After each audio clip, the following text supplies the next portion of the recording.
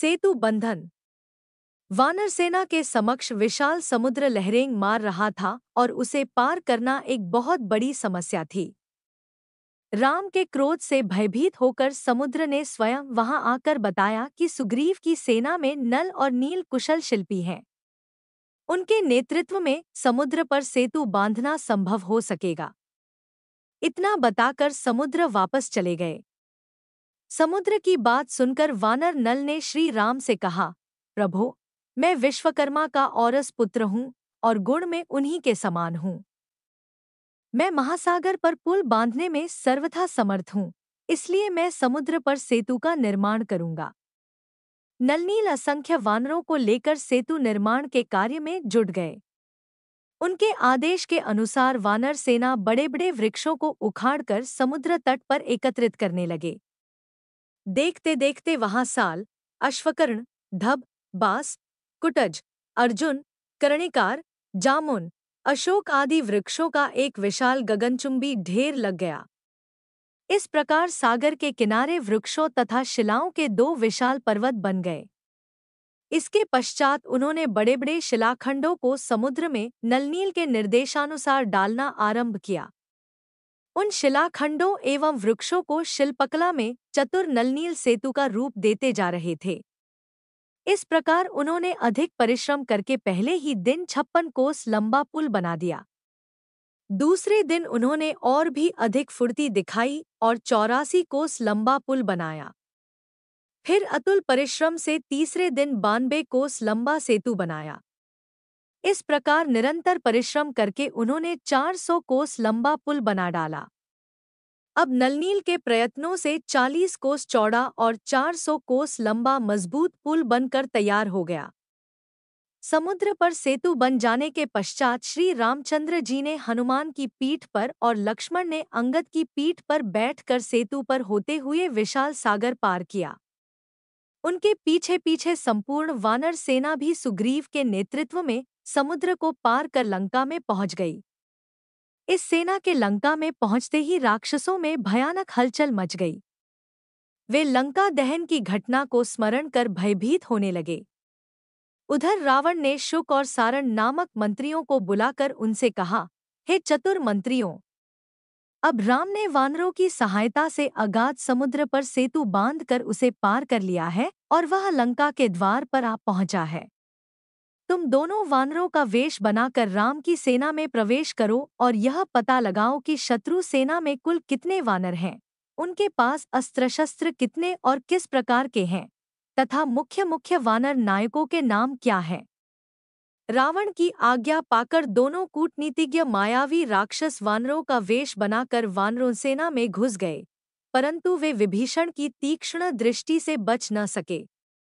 विभीषण ने उन दोनों को पकड़कर राम के सम्मुख करते हुए कहा, हे राघव, ये दोनों गुप्तचर रावण के मंत्री शुक और सारण हैं, जो हमारे कटक में गुप्तचरी करते पकड़े गए हैं। राम के सामने जाकर दोनों राक्षस थर-थर कांपते हुए बोले, हे राजन, हम राक्षसराज रावण के सेवक हैं। उन्हीं की आज्ञा से आपके बल का पता लगाने के लिए आए थे।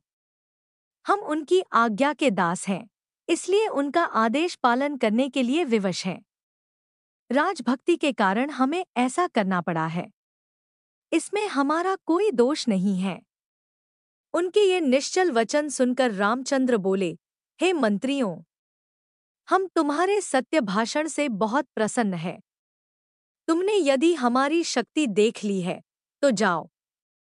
यदि अभी कुछ और देखना शेष हो तो भली भांति देख लो। हम तुम्हें कोई दंड नहीं देंगे। आर्य लोग शस्त्रहीन व्यक्ति पर वार नहीं करते, अतएव तुम अपना कार्य पूरा करके निर्भय हो लंका को लौट जाओ। तुम साधारण गुप्तचर नहीं, रावण के मंत्री हो, इसलिए उससे कहना, जिस बल के भरोसे पर तुमने मेरी सीता का हरण किया है, उस बल का परिचय अपने भाइयों, पुत्रों तथा सेना के साथ हमें रणभूमि में देना। कल सूर्योदय होते ही अंधकार की भांति तुम्हारी सेना का विनाश भी आरंभ हो जाएगा।